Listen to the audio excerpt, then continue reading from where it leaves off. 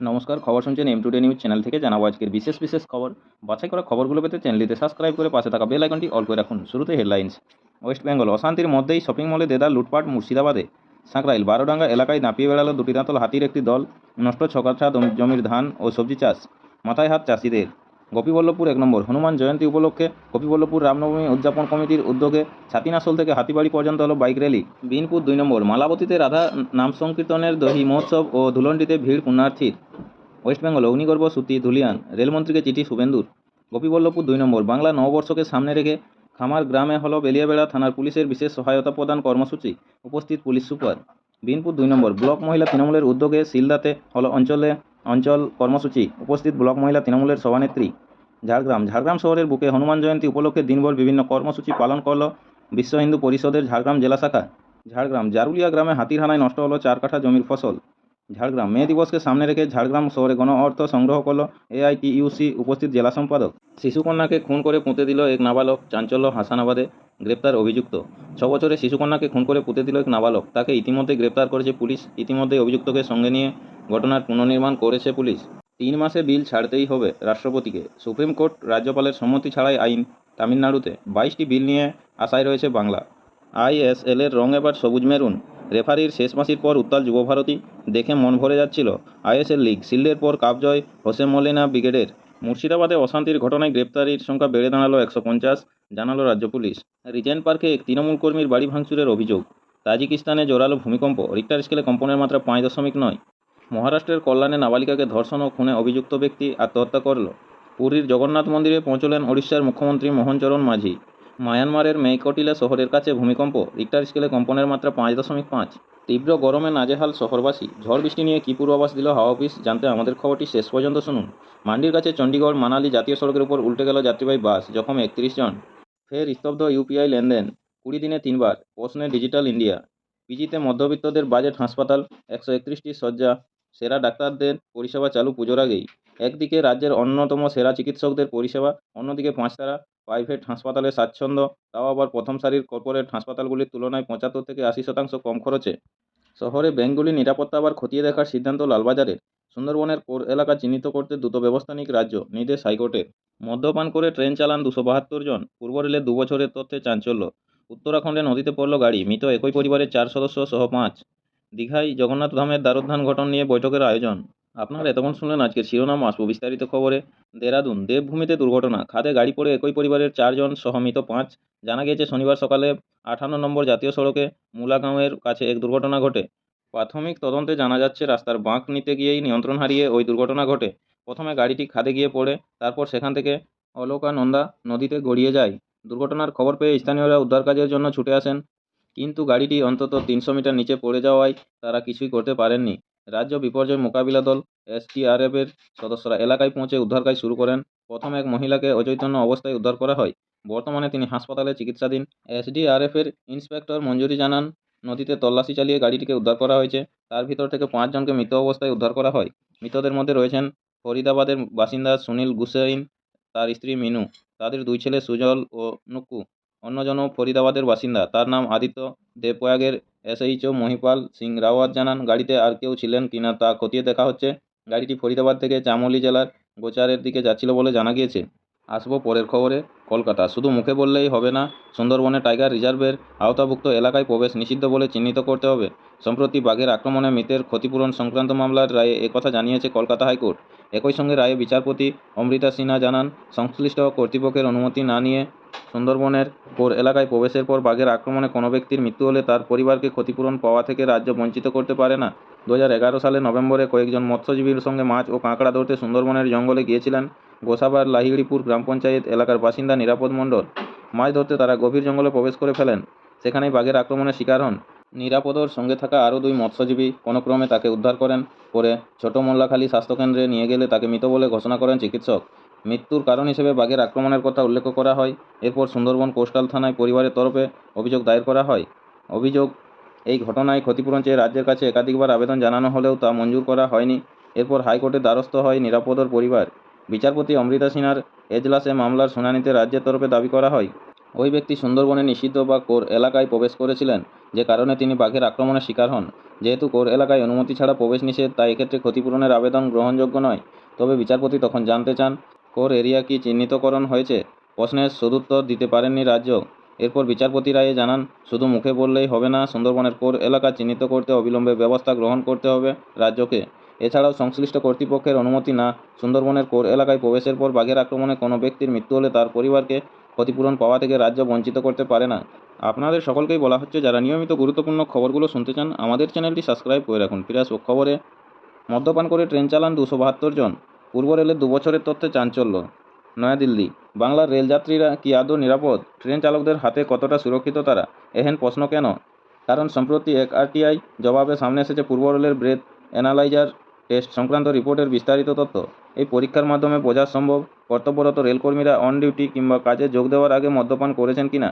দেখা গেছে যে সাইন অফ ডিউটিতে হ্যান্ড ব্রেথ অ্যানালাইজার টেস্টে ব্যর্থ হয়েছেন পূর্ব রেলের মোট 79 জন চালক এবং সহচালক। সাইন অফ অর্থাৎ ডিউটি শেষ হওয়ার পর মুহূর্তেই পরীক্ষা হয়েছে। এর অর্থ ট্রেন চালানোর সময় মদ্যপান করেছেন সংশ্লিষ্ট লোকো পাইলট এবং অ্যাসিস্ট্যান্ট লোকো পাইলটরা। অন্যদিকে সাইন অন ডিউটিতে একই পরীক্ষায় ব্যর্থ হয়েছেন 193 জন ট্রেন চালক এবং সহচালক। এর অর্থ ডিউটিতে যোগ করার ঠিক আগের মুহূর্তে মদ্যপান করেছেন তারা। এই সংক্রান্ত সবিস্তার তথ্য পেতে তথ্য জানার অধিকার আইনে আবেদন করেছিলেন মধ্যপ্রদেশের বাসিন্দা চন্দ্রশেখর গৌড়। ওই আরটিআইয়ের জবাবেই পূর্ব রেলের 4 ডিভিশনে 2 বছরের ছবি প্রকাশ্যে এসেছে। স্বাভাবিকভাবেই একে ঘিরে চরম উদ্বেগের সৃষ্টি হয়েছে রেল বিশেষজ্ঞ মহলে। পূর্ব রেলের ওই 4টি ডিভিশন হলো আসানসোল, হাওড়া, মালদহ টাউন এবং শিয়ালদহ। মোটামুটিভাবে 2023 থেকে 2025 সাল পর্যন্ত ব্রেথ অ্যানালাইজার টেস্টের রিপোর্টে তথ্য দেওয়া হয়েছে সংশ্লিষ্ট আরটিআইয়ের জবাবে। আসানসোল ডিভিশনের তথ্য মিলেছে 2023 সালের 19 ফেব্রুয়ারি থেকে 2025 সালের 18 মার্চ পর্যন্ত। হাওড়া ডিভিশনের তথ্য মিলেছে 2023 ও 2024 সালের। মালদহ টাউন ডিভিশন তথ্য দিয়েছে 2023, 2024 এবং 2025 সালের। আবার শিয়ালদহ ডিভিশনের এই সংক্রান্ত তথ্য দেওয়া হয়েছে 2023 ও 24 এবং 24 ও 25 আর্থিক বছরের। আরটিআইয়ের জবাব থেকে দেখা যাচ্ছে যে উল্লিখিত সময়সীমায় সাইন অফ এবং সাইন অন ডিউটিতে ব্রেথ অ্যানালাইজার টেস্টে সবথেকে বেশি ব্যর্থ হওয়ার রেকর্ড হয়েছে হাওড়া ডিভিশনের। যথাক্রমে 49 এবং 111 সাইন অফ ডিউটির ক্ষেত্রে উল্লিখিত পরীক্ষায় ব্যর্থ হওয়া ট্রেন চালক এবং সহচালকের সংখ্যা আসানসোলে 6 জন, মালদহ টাউনে 9 জন এবং শিয়ালদহে 15 জন। সাইন অন ডিউটির ক্ষেত্রে মদ্যপান করে ব্যর্থ অ্যানালাইজার টেস্টে ব্যর্থ হওয়া চালকদের সংখ্যা আসানসোলে 40 জন, মালদহ টাউনে 23 জন এবং শিয়ালদহে 19 জন।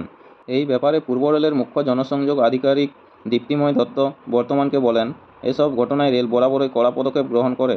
মদ্যপান করে কেউ ট্রেন চালাবেন, এটি কোনো মতেই কাম্য নয়। তদন্ত সাপেক্ষে অভিযুক্তদের বিরুদ্ধে কঠোর অবস্থান নেওয়া হয়। ভবিষ্যতে কোনো রকম ছাড় দেওয়া হবে না। তীব্র গরমে নাজেহাল শহরবাসী। ঝড় বৃষ্টি নিয়ে কী পূর্বাভাস দিল হাওয়া অফিস, দেখে নেব আজকের আবহাওয়ার হালচাল কী রয়েছে। কলকাতা, তীব্র গরমে নাজেহাল আমজনতা, চড়েছে তাপমাত্রার পারদ। ঝড় বৃষ্টি দেখা নেই, তবে উত্তরবঙ্গের প্রায় সবকটি জেলায় গতকাল শনিবার গভীর রাত থেকে বজ্রবিদ্যুৎ সহ ঝড় বৃষ্টি হয়েছে আজ রবিবার ভোর পর্যন্ত। সেই কারণে উত্তরের জেলাগুলিতে তাপমাত্রা কমেছে। জলপাইগুড়ি, কোচবিহার, আলিপুরদুয়ার ও দার্জিলিং জেলায় এখনও বজ্রবিদ্যুৎ সহ বৃষ্টি চলছে।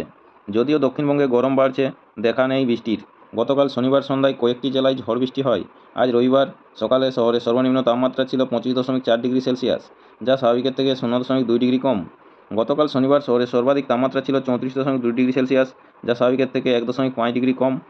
এদিন শহরের আকাশ থাকবে আংশিক মেঘলা। আজ রবিবার শহরের সর্বাধিক তাপমাত্রা থাকতে পারে 34 ডিগ্রি সেলসিয়াসের ঘরে। তবে আজ রবিবার থেকে আগামী 19 এপ্রিল পর্যন্ত শহরে বজ্রবিদ্যুৎ সহ ঝড় বৃষ্টির পূর্বাভাস জারি করেছে আলিপুর আবহাওয়া দপ্তর। তাই কিছুটা স্বস্তি মিলতে পারে। গত 24 ঘন্টায় শহরে কোথাও বৃষ্টি হয়নি। নমস্কার, আপনারা খবর শুনছেন M2D নিউজ চ্যানেল থেকে। এই ধরনের গুরুত্বপূর্ণ খবরগুলো শোনার জন্য আমাদের চ্যানেলটি সাবস্ক্রাইব করে রাখুন। ফিরে আসবো খবরে। শিশুকন্যাকে খুন করে পুঁতে দিল এক নাবালক। চাঞ্চল্য হাসানাবাদে, গ্রেপ্তার অভিযুক্ত। বারাসত, 6 বছরের শিশুকন্যাকে খুন করে পুঁতে দিল এক নাবালক, তাকে ইতিমধ্যে গ্রেপ্তার করেছে পুলিশ। ইতিমধ্যেই অভিযুক্তকে সঙ্গে নিয়ে ঘটনার পুনর্নির্মাণ করেছে পুলিশ। এই চাঞ্চল্যকর ঘটনাটি ঘটেছে উত্তর 24 পরগনার হাসনাবাদ থানার রামেশ্বরপুরের মনোহরপুর গ্রামে। পুলিশ সূত্রে খবর, মিতার নাম সাইমা খাতুন, বয়স 6। সে প্রথম শ্রেণীতে পড়তো। জানা গেছে গতকাল শনিবার পিসির বাড়ি যাওয়ার নাম করে তাকে ডেকে নিয়ে যায় তার পিস্তুত দাদা। তারপর থেকে আর খোঁজ পাওয়া যায়নি সাইমার। পরিবারের সদস্যরা বিভিন্ন জায়গায় খোঁজাখুঁজি শুরু করেন, কিন্তু কোনো হদিশ মেলেনি তার। তখনই সন্দেহবশত ওই পিস্তুত দাদার কাছে যায় সাইমার অভিভাবকরা। তাকে সাইমার বিষয়ে জিজ্ঞাসা করে কোনো সদুত্তর না পেয়ে তার বিরুদ্ধে হাসনাবাদ থানায় লিখিত অভিযোগ দায়ের করে ওই শিশুকন্যার পরিবারের সদস্যরা। তার ভিত্তিতেই ওই নাবালককে প্রথমে আটক করে জিজ্ঞাসাবাদ করে পুলিশ। জেলায় সাইমাকে খুনের কথা স্বীকার করে নেয় সে। অভিযুক্ত পুলিশকে জানান, বাড়িতে কেউ ছিল না, সেই সুযোগে বোনকে খুন করে বাড়ির পিছনে পুঁতে দিয়েছে। সব শুনে ঘটনাস্থলে গিয়ে পুলিশ শিশুকন্যার মৃতদেহটি উদ্ধার করে ময়নাতদন্তের জন্য বসিরহাট জেলা হাসপাতালে পাঠিয়েছে। ইতিমধ্যে অভিযুক্তকে গ্রেপ্তার করেছে পুলিশ। খুনের ঘটনায় পুনর্নির্মাণও করেছে তদন্তকারীরা। আপনারা খবর শুনছেন M2 নিউজ চ্যানেল থেকে। খবরগুলো শুনতে যদি ভালো লেগে থাকে অবশ্যই একটি লাইক করে দেবেন। আসবো পরবর্তী খবরে। নয়াদিল্লি, আইনসভায় পাস হওয়া বিল অনন্তকাল ধরে আর আটকে রাখতে পারবেন না রাষ্ট্রপতি। 3 মাসের মধ্যেই নিতে হবে সিদ্ধান্ত। যদি বাড়তি সময় প্রয়োজন হয়ে পড়ে তাহলে সংশ্লিষ্ট রাজ্যকে তার কারণ জানাতে বাধ্য থাকবেন রাষ্ট্রপতি। ঐতিহাসিক এই রায় দিয়েছে সুপ্রিম কোর্ট। বিবেচনার জন্য আসা যে কোনো বিলে মতামত জানানোর ক্ষেত্রে এই প্রথম রাষ্ট্রপতির জন্য বেঁধে দেওয়া হলো সময়সীমা। সৌজন্যে অবিজেপি রাজ্যে নির্বাচিত সরকার বনাম রাজ্যপাল সংঘাত। বিধানসভায় পাস হওয়া সত্ত্বেও 10টি বিল রাষ্ট্রপতির বিবেচনার অছিলায় ঝুলিয়ে রেখেছিলেন তামিলনাড়ুর রাজ্যপাল RN রবি। তার বিরুদ্ধে সুপ্রিম কোর্টের দ্বারস্থ হয়েছিল মুখ্যমন্ত্রী MK স্ট্যালিনের নেতৃত্বাধীন DMK সরকার। রাজ্যপালের কাজকে মঙ্গলবার অসাংবিধানিক বলেই তোপ দাগে শীর্ষ আদালত। সেই মামলার বিস্তারিত রায় শুক্রবার প্রকাশিত হয়েছে সুপ্রিম কোর্টের ওয়েবসাইটে। সেখানেই বিল নিয়ে সিদ্ধান্ত গ্রহণে রাষ্ট্রপতির জন্য 3 মাসের সময় কার্যত নির্দিষ্ট করে দেওয়া হয়েছে। সুপ্রিম কোর্টের রায়কে হাতিয়ার করে শনিবার রাজ্যপালের স্বাক্ষর ছাড়াই 10টি বিল আইনে পরিণত হয়েছে তামিলনাড়ুতে। সেই মতো বিজ্ঞপ্তি জারি করেছে DMK সরকার। দেশে এই প্রথম আইনসভায় পাস হওয়া কোনো বিল রাষ্ট্রপতি বা রাজ্যপালের সম্মতি ছাড়াই আইনে পরিণত হলো। এই তালিকায় রয়েছে তামিলনাড়ু বিশ্ববিদ্যালয় সংশোধনী আইনও। বিজ্ঞপ্তিতে সাফ জানানো হয়েছে, সুপ্রিম কোর্টের রায়কেই বিলগুলির পক্ষে সম্মতি বলে ধরে নেওয়া হচ্ছে। এই পদক্ষেপে আশার আলো দেখছে পশ্চিমবঙ্গও।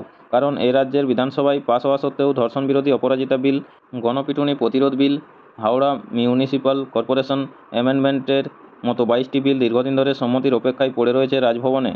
এবার কি সেগুলি আইনে পরিণত করা যাবে? রাজ্যপালের সম্মতি তোয়াক্কা না করেই এ প্রসঙ্গে রাজ্যের পরিষদীয় মন্ত্রী শোভনদেব চট্টোপাধ্যায় বলেন, সংবিধানকে বুড়ো আঙুল দেখিয়ে বিল সংক্রান্ত ফাইল অনির্দিষ্টকালের জন্য ফেলে রাখছিলেন বিভিন্ন রাজ্যের রাজ্যপাল। এটা আইনসম্মত নয়। আজ সুপ্রিম কোর্টকে এটা মনে করিয়ে দিতে হলো। এ রাজ্যে তামিলনাড়ুর মতো পদক্ষেপ নেওয়া হবে কি না সে ব্যাপারে চূড়ান্ত সিদ্ধান্ত নেবেন মুখ্যমন্ত্রী।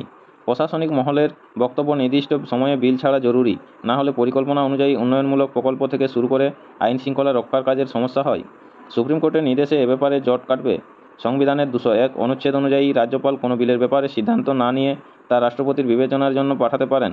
তখন রাষ্ট্রপতিকে সেই বিলের সম্মতি কিংবা অসম্মতি জানাতে হয়। সেই সিদ্ধান্ত গ্রহণের জন্য সংবিধান কোনো সময়সীমা বেঁধে দেওয়া হয়নি। তামিলনাড়ু সরকারের দায়ের করা মামলার রায়ে সেই প্রেক্ষিতকেই সামনে আনেন বিচারপতি JB পারদিওয়ালা এবং আর মহাদেবনের বেঞ্চ। রায়ে সাফ বলা হয়েছে, 201 অনুচ্ছেদ অধীনে রাষ্ট্রপতির পালনীয় কর্তব্য বিচার বিভাগের পুনর্মূল্যায়ন সাপেক্ষে সংশোধনযোগ্য রাষ্ট্রপতির কোনো পকেট ভেটো নেই। তাই হয় তিনি বিলে সম্মতি জানাবেন, নয় খারিজ করবেন। যুক্তিসঙ্গত সময়সীমার মধ্যেই তাকে সেই সিদ্ধান্ত নিতে হবে। সেই সূত্রেই নজিরবিহীনভাবে রাষ্ট্রপতির জন্য 3 মাসের সময়সীমা বেঁধে দিল শীর্ষ আদালত। আপনাদের সকলকেই বলা হচ্ছে, যারা নিয়মিত গুরুত্বপূর্ণ খবরগুলো শুনতে চান আমাদের চ্যানেলটি সাবস্ক্রাইব করে রাখুন। ফিরে আসবো খবরে।